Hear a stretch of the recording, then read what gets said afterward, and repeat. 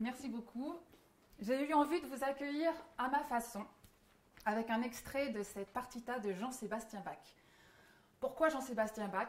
Parce que sa musique me touche. Et puis aujourd'hui, je me suis autorisée à vous la jouer. Ça fait partie quand même des plus grands compositeurs de tous les temps. Et puis je suis fière aussi d'être devant vous et de vous avoir fait partager ce qui m'anime le plus dans la vie, la musique. Je suis musicienne, j'enseigne la flûte traversière et j'ai fait des études pour cela. Je suis légitime pour le dire.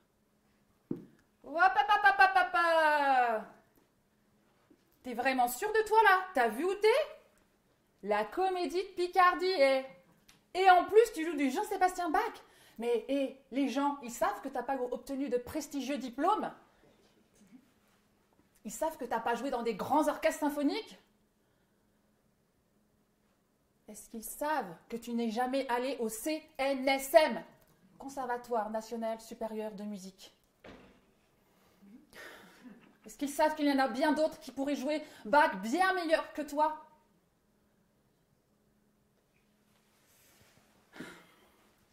Eh bien, je vous présente ma voix. Extrêmement collante. C'est mon autre moi. Je vais mettre là. Elle me suit depuis très longtemps déjà. Je l'ai redécouvert quand je suis retombée sur mon journal intime. Authentique, hein. C'était une sorte de cahier de défoulement. Et puis dessus, c'est marqué « Si vous me respectez, n'ouvrez pas ce cahier, s'il vous plaît. Merci. » J'étais une adolescente très polie. Et puis alors voilà, au détour de mes odes enflammées à John Lennon, de mes dessins psychédéliques, de mes haïkus. La vie est si belle, les hommes si cruels. Pourquoi? Alors l'avantage, c'est que c'est court. Je tombe sur cette petite phrase. J'en ai marre. Je veux devenir quelqu'un. Je suis peut-être quelqu'un, mais je ne m'en rends pas compte. Nathalie, t'es minable. Et mon grand combat en ce moment, c'est d'être moi-même. Et puis, je retombe sur cette petite feuille là, qui était coincée aussi entre deux pages.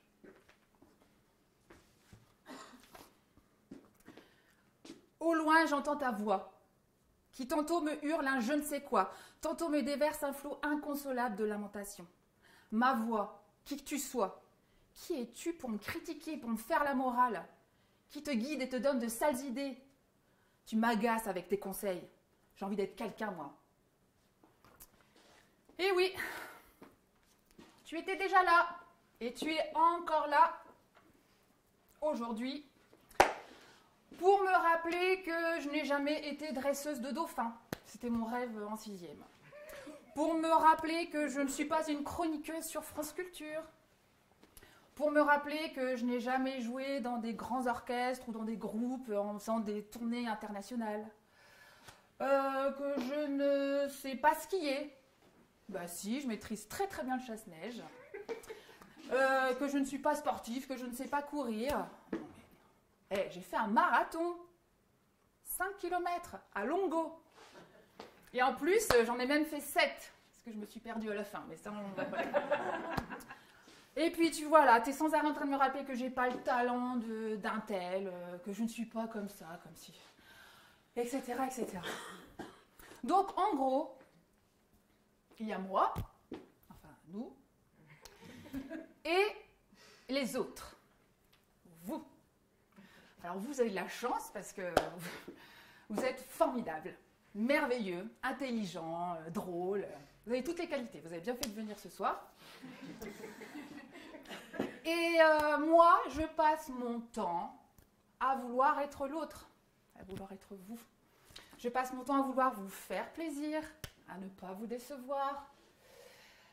Et j'avoue que c'est épuisant, c'est très fatigant. Je cherche ma place, je ne sais pas si je suis là, je ne sais pas si je suis là, je tourne en rond, je ne sais pas. C'est très fatigant. Donc là, par exemple, je vous observe, hein. Je ne suis pas dupe. Vous vous demandez ce que vous faites là. C'est ici la conférence gesticulée. Elle ne devrait pas plutôt aller voir un psy? Bah c'est fait, figurez-vous.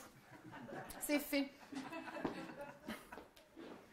Bonjour, bah, voilà, je viens vous voir parce que, bon, pour résumer, je me sens nulle, je voudrais retrouver de la confiance. Alors, j'ai 3 voix en moi, d'accord? J'en ai déjà une, vous savez, qui est bien prise de tête, hein? Alors, j'ai la voix de l'enfant, de l'adulte et du parent. Ok. Et qu'est-ce qu'il faut que je fasse? Ah oui, je muscle mon adulte, que je fasse taire mon parent et que je libère mon enfant. Ok, sacré programme. J'ai même poussé le processus jusqu'au bout en lui disant que je me sentais même pas très légitime d'être là parce que d'autres avaient des soucis bien plus importants que les miens. Mais bon, ces rendez-vous avec cette psychologue m'ont quand même bien aidé à avancer. Et parallèlement, j'ai exploré la voie du développement personnel. En lisant plein de bouquins, en surfant sur Internet. Et je suis tombée sur le blog d'Aurore, Bonheur au naturel. Et Aurore nous accueille avec ces mots que j'ai repris textuellement, sans trucage. Ici, tu trouveras bienveillance et douceur. Je te parle de développement personnel et spirituel, de santé et de bonheur. Amour. Mes conseils. Te comparer est inutile. Il est alors important de te rendre compte que personne n'est à ta place, que nous sommes tous différents. Tu as aussi ton rôle à jouer. Si tu décides de rester sur le banc de touche et de ne pas agir, non seulement tu freineras ton évolution, mais tu freineras également celle de tes proches. Cela serait dommage, n'est-ce pas? Ta patience est une vertu. La légitimité est parfois également une question d'expérience. Il est donc important que tu intègres que la seule chose qui peut parfois être nécessaire pour te sentir davantage légitime est le temps. Ce que tu fais avec le cœur aura toujours un impact. La légitimité n'est alors plus un problème car tu sais que ce que tu souhaites développer touche profondément ton âme. Tout simplement. Personne ne peut te donner plus de légitimité que toi-même. Les autres ne sont que des miroirs, des reflets de ta personnalité. Personne ne sera jamais mieux placé que toi pour te donner ta propre valeur. C'est assez simple au final. Et Aurore me demande d'accrocher ce petit tableau chez moi, au réveil, quand je me lève le matin. Debout. Accroche un sourire. Aujourd'hui est ton jour. Sois actif.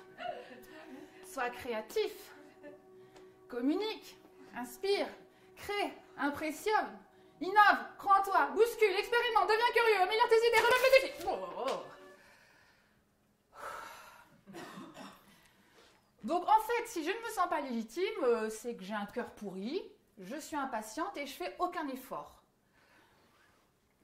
Donc on voit bien les limites du développement personnel. Et on voit que c'est une idéologie quand même qui est hyper individualiste. Il vous dit, le développement personnel vous dit que votre souffrance vous appartient à vous et pas à d'autres. Et qu'il suffit juste de l'améliorer par le travail sur vous-même. En 1857, le célèbre Karl Marx, nous disait que la société ne se compose pas d'individus. Elle exprime la somme des relations, des conditions dans lesquelles se trouvent ces individus les uns par rapport aux autres. Donc la réalité à laquelle l'analyse doit s'arrêter, ce n'est pas à l'individu ou les individus pris isolément, mais bien les rapports sociaux et leur articulation. Donc, j'ai décidé d'aller explorer cette caverne de la légitimité pour tenter de comprendre davantage cette notion qui me paraît très très floue. Et d'ailleurs, ça s'est transformé en conférence gesticulée. Une conférence gesticulée, c'est quoi? Et bien, quand je suis allée dans cette caverne, j'ai recueilli plein de cailloux, de pierres précieuses, de pépites, de gros rochers. J'en ai fait 2 tas. Le tas de cailloux savoir chaud, qui raconte ma vie, mes expériences, et un autre tas de cailloux, le savoir froid, des données historiques, sociologiques, politiques. Et j'ai tout mélangé. Et ça a donné cette conférence gesticule. La légitimité, se sentir légitime. Et comment on fait? Parce qu'aujourd'hui, en fait, pour exister, pour être heureux, il faut toujours être les meilleurs, les plus compétents, les plus performants, les plus admirés. Est-ce que ça dépend vraiment de notre histoire de vie, de notre individualité? Est-ce qu'il n'y a pas des injonctions visibles ou invisibles? Qui ou qu'est-ce qui valide notre légitimité? Comment reprendre le pouvoir? Mes pouvoirs de musicienne, de pédagogue et de femme. Alors, avant de rentrer dans la caverne, je voulais aussi vous dire que j'étais fière d'être devant vous, en train de vous parler. Oui, parler. J'ai une véritable admiration pour les personnes qui parlent bien, qui osent s'affirmer, qui osent contredire, qui osent s'emporter. Pour moi, c'est un petit peu acrobatique. Bonjour, voilà, la réunion va commencer. Alors Nathalie, est-ce que tu peux te présenter? Est-ce que tu es plutôt d'accord avec les propositions de Florence? Ou est-ce que tu voudrais réagir à ce que propose Pauline? Processus répondre enclenché.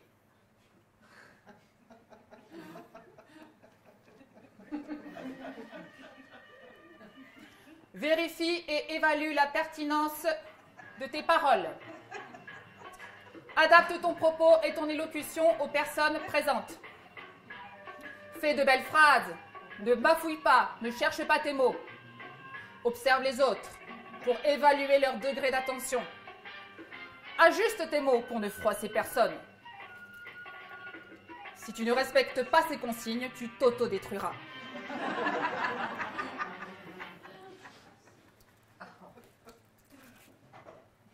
Donc oui, c'est assez compliqué. Alors par contre, j'ai un super pouvoir. Quand même. Je suis capable de rentrer dans vos cerveaux, d'analyser toutes les données et de scanner toutes vos attentes et de m'y adapter parfaitement. Sauf que pendant que je suis dans votre cerveau, je ne suis plus connectée au mien. Et après, l'éternelle rengaine, je suis nulle, j'ai pas dit ce que je voulais, je me suis pas affirmée, gna gna gna gna gna. Et du coup, c'est super frustrant. C'est un petit peu comme si j'étais une véritable caméléone. Mais voilà, alors c'est quoi les enjeux? Pourquoi ce manque de légitimité? J'ai peur de quoi? D'après Pierre Bourdieu, j'en reparlerai un petit peu après, donc qui est un grand sociologue de la fin du XXe siècle, nous avons une connaissance pratique et corporelle de notre position dans l'espace social. Et on fait en sorte de créer les conditions pour la montrer, pour la rendre visible, pour la garder. Alors, suivant où nous sommes, on va se sentir à l'aise ou au contraire très mal à l'aise. Ou alors nous allons esquiver la situation, l'éviter ou bien ajuster notre façon de faire. Et du coup, parler n'est plus un geste technique. C'est un acte qui tire ses effets de notre légitimité et de son aptitude à la faire valoir. Comme le dit Bourdieu, si le pouvoir des mots n'est pas dans les mots, où le trouver? On va le retrouver dans le statut des locuteurs, dans les ressources d'autorité et de représentativité qui viennent appuyer leurs propos. Et puis la façon de parler peut en dire beaucoup sur beaucoup de choses. On expose notre capital culturel, nos diplômes, la façon dont on maîtrise le français, notre éducation, notre intelligence. Donc prendre la parole, c'est affirmer, défendre, contester un système de représentation, de croyances et de valeurs. Et c'est aussi faire l'expérience de s'autoriser à parler. Et quelquefois, d'être par là un certain pouvoir d'agir. Et c'est là que je me suis rendu compte de l'importance du collectif et des gens que nous rencontrons, qui vont créer ou pas les conditions pour favoriser notre légitimité à prendre la parole, sans mettre la petite musique de Mission Impossible. Et j'ai pu expérimenter ça, notamment dans cette formation, Montaconf, où toutes les conditions étaient créées pour que je puisse prendre ma place et que je puisse parler. et où je me suis bien rendu compte que, à l'intérieur du collectif, tous les rapports de domination qui existent dans notre société étaient pris en compte. Mais ça, je l'ai découvert, je ne le savais pas avant. Et bien, c'est parti. Alors, me voilà en route dans cette caverne de la légitimité. Alors, la légitimité, c'est quoi? Ben, c'est un mot déjà un petit peu compliqué, qui a beaucoup de sens. Et là, je suis tombée sur une définition très encyclopédique. La légitimité est le caractère de ce qui est légitime. Super. Ce qui est légitime est fondé en droit ou en justice. Ce qui est légitime est conforme à la loi légale. Ce qui est légitime est conforme à la Constitution, aux traditions politiques. Ce qui est légitime est conforme à l'équité, à la morale, à la raison. Ce qui est légitime, qui est justifié, bien fondé. On dit d'une personne légitime à une fonction lorsqu'il y a un consensus autour d'elle pour dire qu'elle a des compétences, les qualités, l'expérience pour ce poste. Et ce n'est pas notre ancien ministre de l'Intérieur, Manuel Valls, qui va contredire cette définition, puisqu'en 2013, dans un discours, il a dit « La rue ne peut contester la légitimité d'une politique. La légitimité des urnes contre le bruit de la rue. » Alors, on continue de chercher, et pas très très loin, j'ai trouvé une autre définition qui apporte un éclairage complètement différent. C'est une définition de M. Stéphane Hessel, ancien ambassadeur français, résistant, diplomate. Je souligne toujours l'écart entre la légalité et la légitimité. Je considère la légitimité des valeurs plus importante que la légalité d'un État. Nous avons le devoir de mettre en cause, en tant que citoyens, la légalité d'un gouvernement. Nous devons être respectueux de la démocratie, mais quand quelque chose nous apparaît non légitime, même si c'est légal, il nous appartient de protester, de nous indigner et de désobéir. Alors, ça ne vous évoque pas une certaine situation actuelle? Les gilets jaunes. Alors, vous connaissez aussi l'histoire du gars, hein, il s'appelle Manu. Hop, un beau jour, il se retrouve à la présidence d'un pays, la France. Élu en mode suffrage universel direct. Tout ce qu'il y a de plus légitime. Mais vous, est-ce que vous pensez qu'ils se sentent légitimes par rapport à cette vague de protestation des Gilets jaunes? Je pense que oui. Alors d'ailleurs, lui aussi utilise ce terme qu'il a employé dans son discours pour répondre aux Gilets jaunes. Alors ma voix est multitâche. Hein.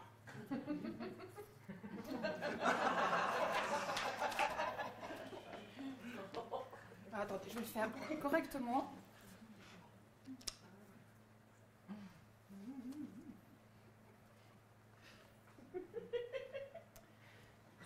Si je me suis battue pour bousculer le système politique en place, les habitudes, les hypocrisies, c'est précisément parce que je crois plus que tout dans notre pays et que je l'aime. Et ma légitimité, je ne la tire d'aucun titre, d'aucun parti, d'aucune coterie. Je ne la tire que de vous. De nul autre. Non mais Manu, mais t'abuses. Non mais tu rigoles là. C'est une blague. Non seulement tu nous sors encore toutes tes dégoulinades, et en plus tu nous dis que tu ne tires ta légitimité d'aucun parti, d'aucune coterie. Non mais je rêve. Tu connais le rapport de classe quand même. Tu sais très bien que ça va jouer dans notre façon d'être légitime ou pas. Parce que toi, en plus d'être élu en mode suffrage universel direct, tu as peut-être été un petit peu élu dès la naissance, limite avec une cuillère dans la bouche. Un bourgeois comme toi se sentira beaucoup plus légitime qu'un ouvrier. Et ça, tu ne peux pas le nier. Alors c'est en faisant ces recherches sociologiques que je me suis rendu compte du rôle que jouent ces rapports de domination. Ça, je l'ai vraiment découvert avec cette exploration. Les rapports racisés, les rapports de classe et les rapports de genre peuvent avoir un rôle déterminant dans la construction de notre légitimité. Alors, j'ai voulu en savoir un petit peu plus et essayer de voir un peu au niveau de l'analyse sociologique ce que je pouvais apprendre. Donc, continuer. Et alors là, j'y suis pas arrivée, il m'a fallu un marteau-piqueur. Je suis tombée sur Bourdieu. Alors Bourdieu, c'est tout nouveau pour moi. Hein. Je l'ai quasiment découvert en faisant cette conf. Donc lire Bourdieu,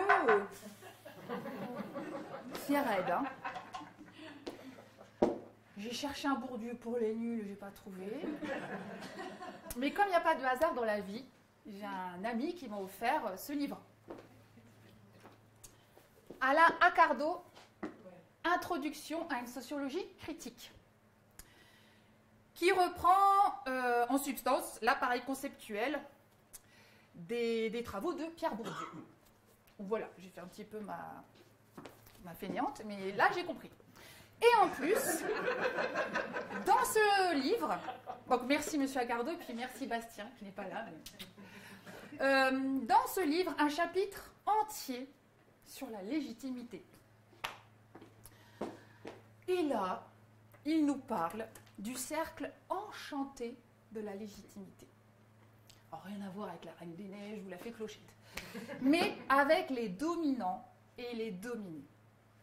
En fait, il nous explique qu'il y a une relation qui s'installe entre eux, presque comme un accord tacite.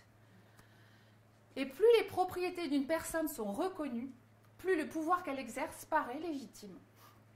Et plus elle exerce son pouvoir, plus les dominés sont convaincus d'avoir affaire à un chef authentique, digne d'être obéi, admiré. Et à partir du moment où la domination est acceptée, dominants et dominés sont pris dans le cercle enchanté de la légitimité. Donc pour agir, pour être légitime, l'individu doit se sentir autorisé par une figure qui fait autorité sur lui. Et puis il y a les institutions. Leur travail consiste en gros à ranger dans des cases. Majeur, mineur, actif, chômeur, diplômé, non diplômé, papier, sans papier, marié, célibataire, homme, femme, etc., etc. Alors, suivant la case où tu te trouves, ça entraîne des conséquences positives ou négatives sur ton droit, ton statut, ton rôle, ta légitimité. À votre avis, pour être légitime, il vaut mieux être une femme non diplômée, célibataire, sans papier, ou un homme blanc, marié, cadre supérieur. Je vous laisse... Et comme le dit Alain Accardo, dans la réalité de l'existence concrète et quotidienne, les individus en chair et en os doivent se battre pour se construire comme des sujets à part entière. Nos conditions historiques et sociales d'existence sont tantôt une aide, tantôt un obstacle. Et puis, il n'y a pas que Romain Adam avoir du charisme.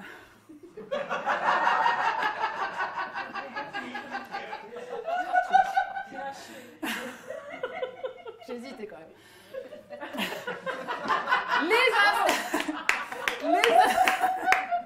Les institutions ont aussi leur charisme. Et oui. Allez, je rêve un petit peu. Beaucoup. L'Orchestre Philharmonique de Berlin m'intègre en tant que flûte première soliste. Waouh.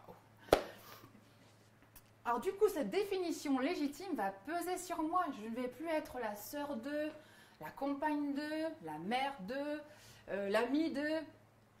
Je vais être la première flûtiste de l'Orchestre de Berlin. Et du coup, je vais être dotée d'un pouvoir spécifique, porteuse du charisme d'institution.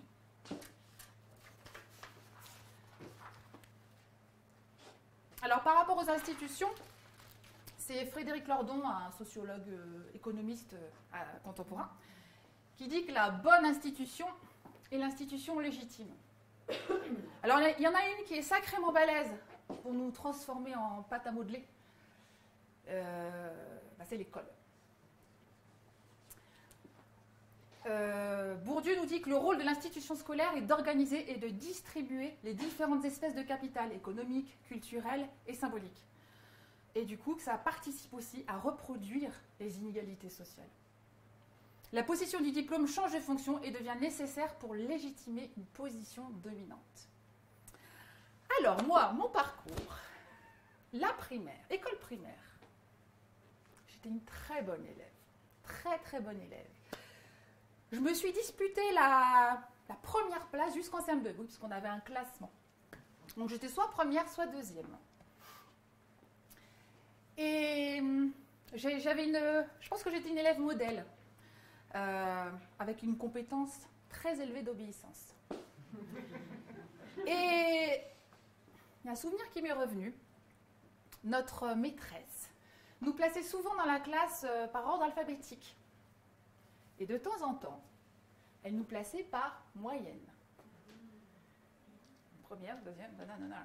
Donc, les bons avec les bons, les mauvais avec les mauvais. Donc, à l'époque, je faisais partie des dominants.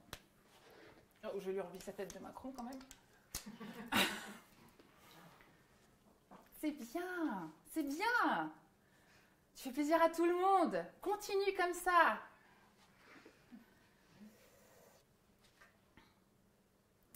Le collège. Toujours bonne élève, c'est-à-dire que j'avais une bonne moyenne. Je devais choisir entre le latin et l'anglais renforcé, à l'époque, on appelait ça comme ça, en 4e. Et moi, je voulais faire de l'anglais. Mais non, l'école m'a suggéré de faire du latin parce que j'étais une bonne élève. J'ai obéi. Qui a bonhomme? Congratulations. Je suis plus sûre de mon latin. Tu es sage, continue, c'est très très bien. Et le lycée? Seconde, première, terminale. Bye bye les premières places. Hein. Terminale S, option maths, coef 9, baccalauréat, 4 en maths, hors sujet en philo. Recalé, échec, humiliation. Tu es bête. Les autres vont te critiquer. Tu vois, la dernière fois, quelqu'un a dit de toute façon, pour pas avoir son bac, faut pas être malin. Tu dis rien surtout, hein. T'esquives. Tu vas te payer la honte. Ouais, je sais. C'est vrai que j'ai très, très, très, très mal vécu. Mais quand même, pour ma défense, c'est encore Monsieur Accardo qui nous dit ça, on pourrait parler quand même de discrimination intellectuelle. C'est-à-dire que la discrimination consiste à regarder comme des demeurés, des cancres, des incapables ceux et celles qui n'ont pas de performance scolaire conforme aux critères légitimes de l'excellence scolaire. Et puis, c'est le philosophe aussi Bernard de France qui parlait de l'école primaire, qui disait que l'école primaire était là pas pour apprendre à obéir, qui était là pour apprendre à obéir, mais pas à réfléchir. Alors c'est quoi ces compétences légitimes? C'est dans sa conférence Gesticuler en culture 2, Franck Lepage, un peu l'initiateur des conférences gesticulées, explique que les micro-compétences sont des compétences à obéir à l'autorité. Par exemple, est-ce que faire rire une classe entière fait partie de ces compétences-là? Sûrement pas. Et pourtant, il faut un sacré talent pour faire rire une classe entière. Donc il y a à l'école une espèce de censure symbolique qui a pour effet d'interdire ou de dévaloriser toute expression non conforme aux définitions dominantes.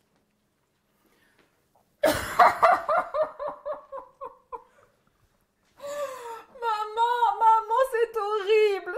Maman, ma moyenne, elle a baissé. J'ai 18,20 au lieu de 9,3. C'est ma fille, Nina. Elle est en 5e. Je n'exagère absolument pas. Juste un tout petit peu. Juste pour vous rendiez compte du rôle de cette note qui finalement remplace notre propre personnalité et qui nous définit. Donc je suis obligée de lui expliquer que sa vie ne va pas dépendre de ces quelques centièmes et que de toute façon je serai toujours fière d'elle et que je l'aimerais autant si elle a 18,12 au lieu de 18,93. Mais je trouvais ça assez terrible. Ça fait peur même pour mes propres enfants de leur expliquer déjà tout ça et de les faire relativiser.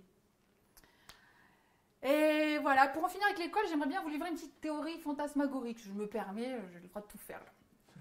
Alors avec le recul, je me demande si finalement j'ai pas tout fait pour le rater ce bac S. Plutôt littéraire. J'ai pris option maths sur les conseils de mon père. Il dit oui, prends maths, comme ça tu pourras t'améliorer. Ouais, merci papa. J'ai fait hors sujet en philo alors que je me débrouillais plutôt bien. Et puis, alors la honte suprême, j'ai eu 14 en musique. Normalement, ceux qui font un peu de musique, ils ont 20. Bah, j'ai eu 14. La honte. Alors du coup, je me dis, bon, c'est pour l'éducation populaire à Bondo. Je me dis que j'aime bien croire que c'était peut-être une façon pour moi, de façon inconsciente, de déjouer l'autorité, et puis de désobéir, et puis voilà. Alors j'ai continué mes petites recherches.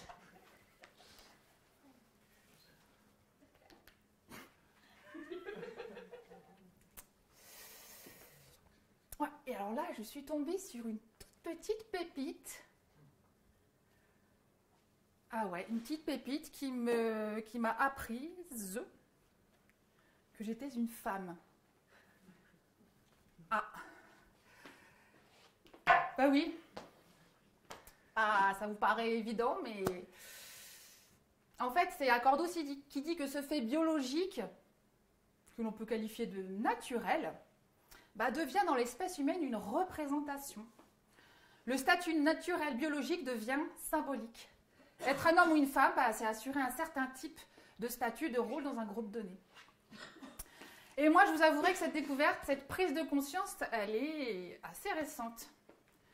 Abandonner le statut de petite fille pour assumer le fait d'être une femme. Ça n'a pas été si facile.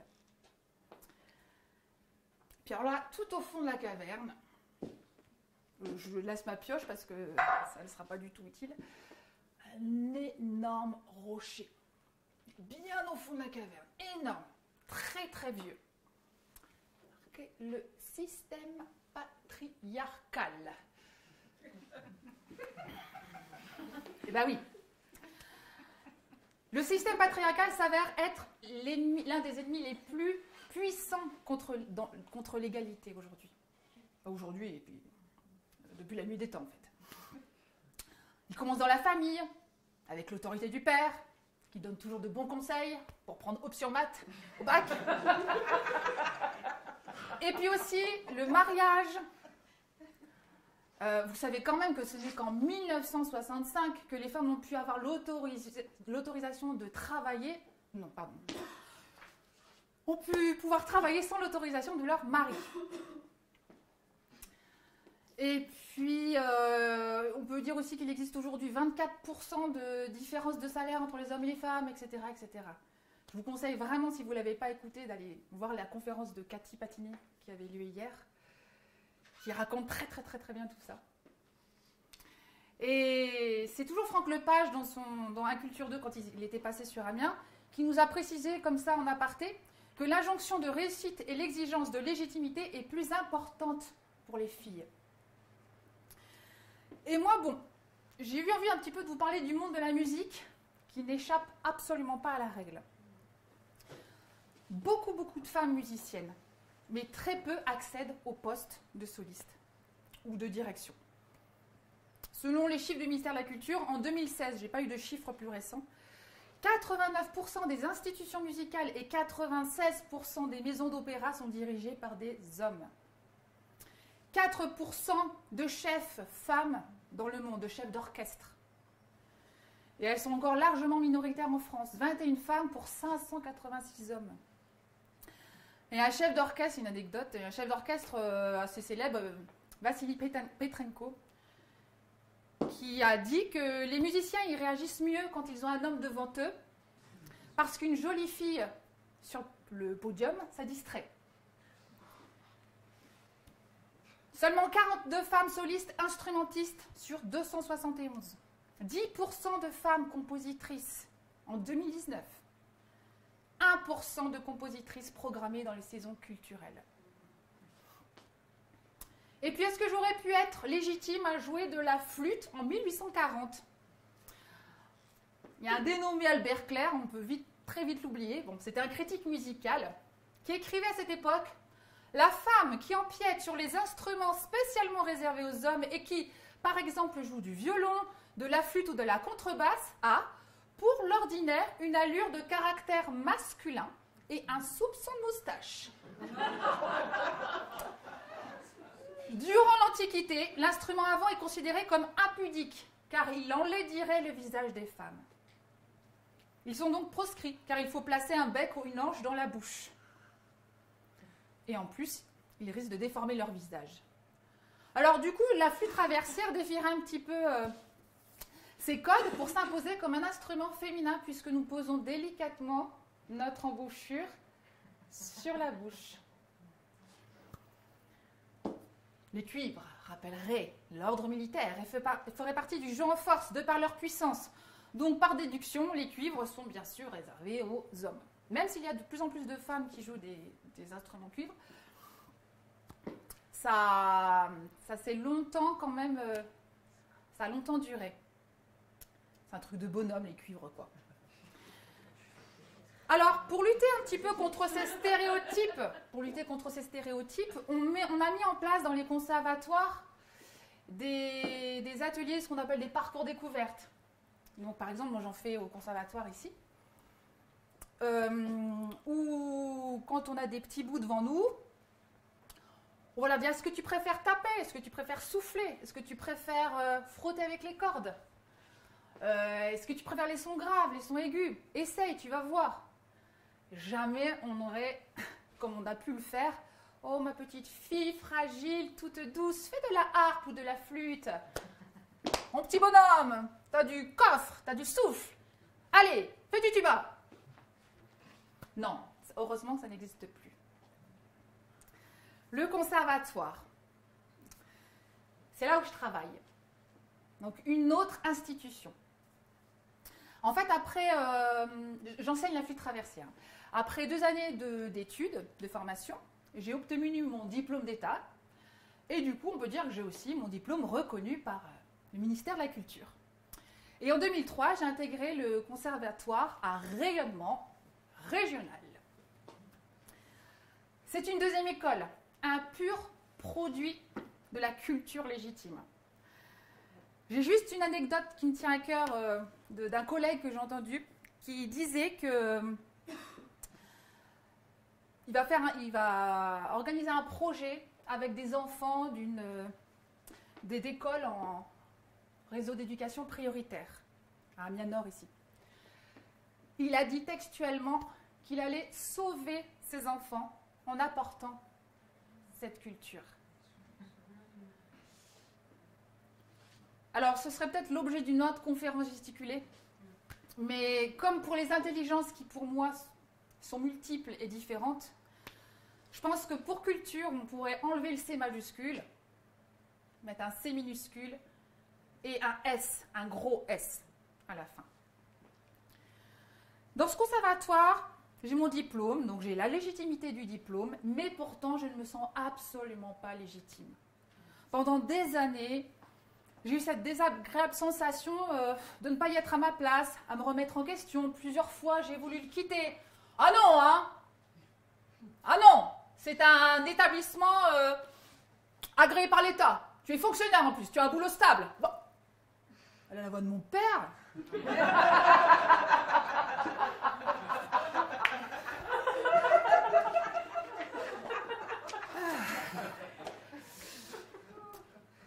Et en même temps, je peux ressentir l'impact que ça peut aussi produire.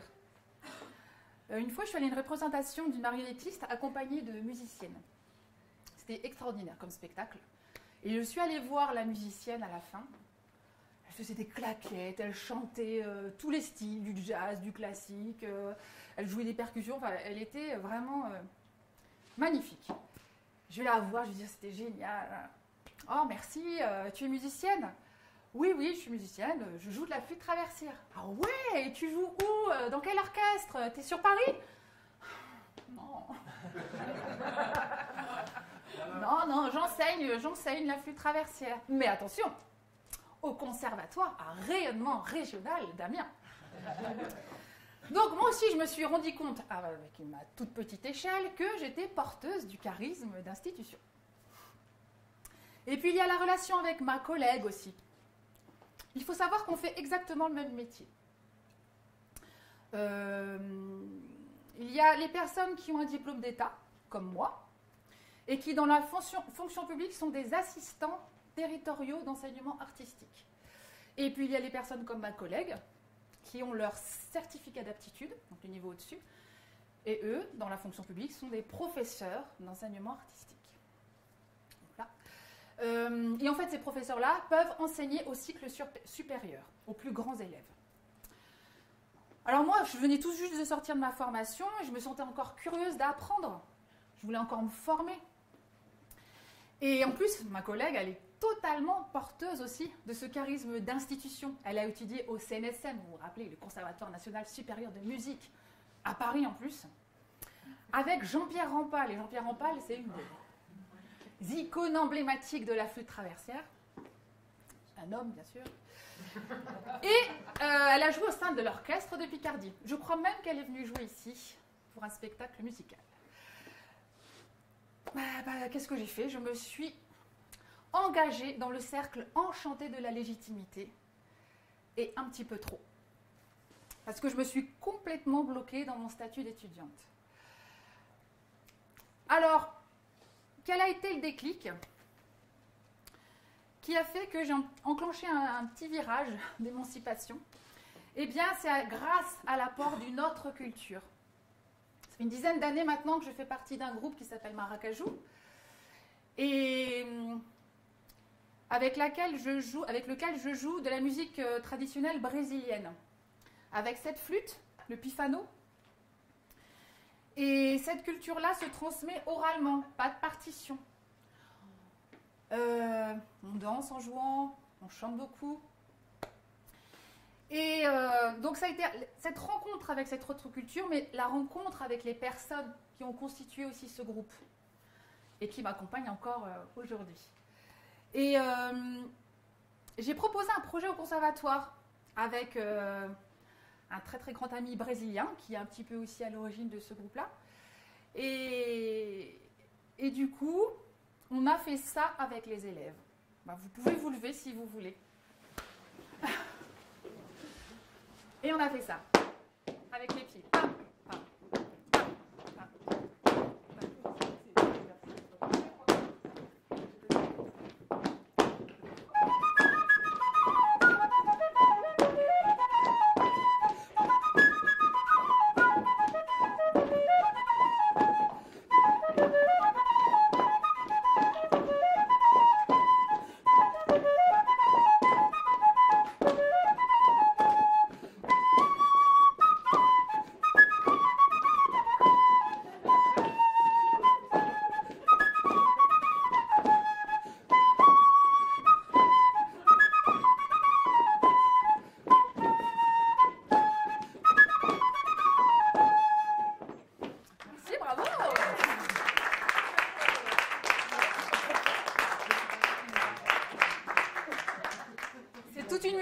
Basé sur des rythmes traditionnels du nord du Brésil.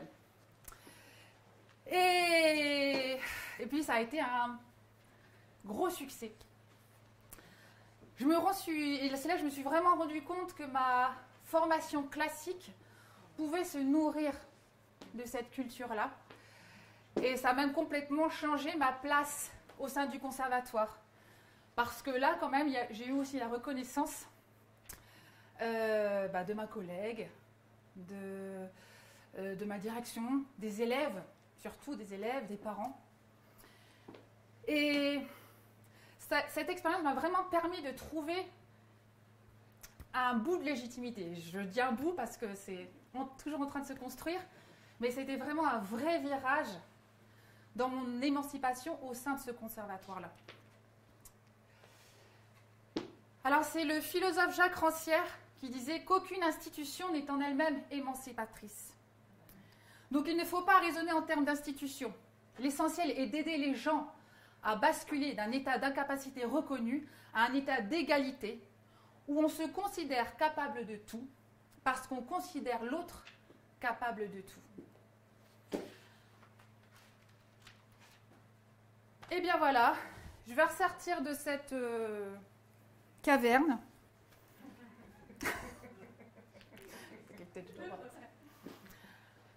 Voilà, et je retombe sur l'arbre que je voyais d'habitude, qui est au-dessus de la caverne, mais je ne voyais pas toute la caverne en dessous. Donc l'exploration de cette caverne m'a permis de comprendre beaucoup de choses. Déjà de déceler ces rouages, les rouages des systèmes de domination et d'oppression dans notre société qui peuvent interférer dans notre légitimité. J'ai pu comprendre l'impact aussi des rencontres. Les rencontres qui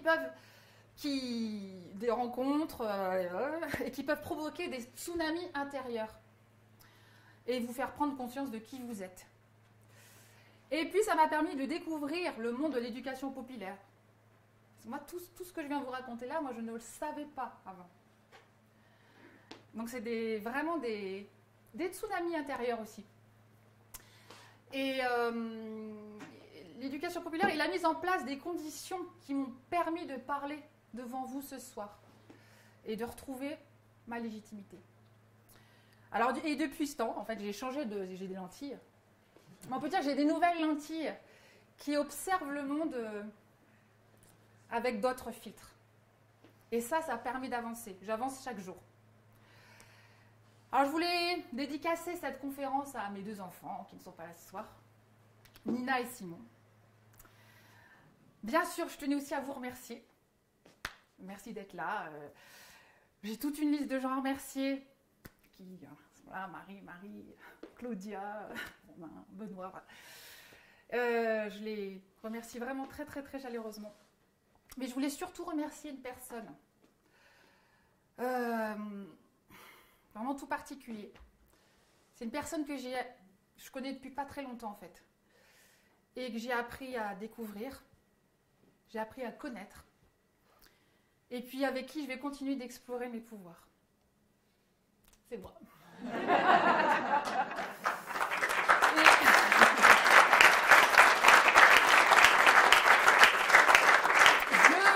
Je me remercie finalement aussi de ne pas avoir eu ce fichu bac S parce que je ne serais pas là aujourd'hui.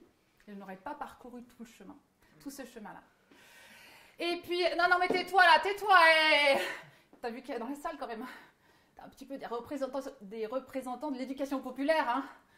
Et toi, tu prétends faire une conférence gesticulée ? Calme-toi. C'est bon.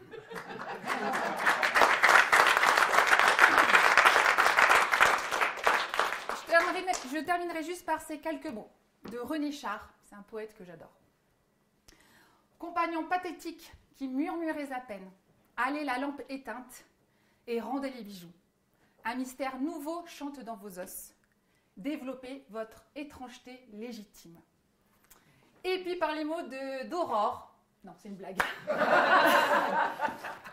J'ai préféré prendre les paroles de Kenny Arcana. C'est une rappeuse française. Avec cette chanson Cherche en toi. Alors vous allez encore m'aider parce que j'ai pas encore fait le.